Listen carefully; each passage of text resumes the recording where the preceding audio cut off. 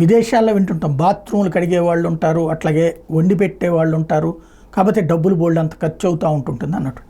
అవి ఇష్టం లేనటువంటి మన వాళ్ళు అక్కడికి వెళ్ళిన వాళ్ళు మన వాళ్ళే ఆ పని చేసుకుని ఎవరికి వాళ్ళు జాగ్రత్తగా తక్కువ ఖర్చుతో బ్రతికేయడానికి చూస్తూ ఉంటుంటారు. ఇప్పుడు విశేషం ఏంటంటే ప్రపంచవ్యాప్తంగా ఇప్పుడు మనుషులు దొరకట్లా, ఫిజికల్ వర్క్ చేసేవాళ్ళు దొరకట్లేదు. మానవ వనరుల కొరతలో ఇది అత్యంత కీలకమైనటువంటి అంశం.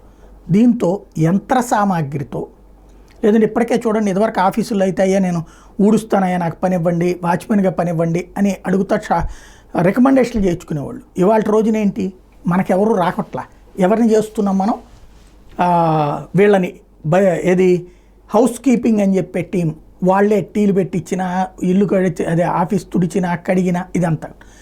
ఇట్లాగా ఇటు మిషనరీ ప్లస్ ఇది చేసేటటువంటి సంస్థలు ఇప్పుడు ప్రపంచవ్యాప్తంగా అంటే కార్పొరేట్ సంస్థలు రాబోతున్నాయి. ఇప్పటిదాకా చిన్న చితక సంస్థలు వచ్చినాయి, ఇకపోతే రాబోయేటటువంటి రోజుల్లో కార్పొరేట్ సంస్థలు ఆ విధమైనటువంటి వ్యాపారం దిశగా అడుగులు వేయడం ప్రారంభించింది.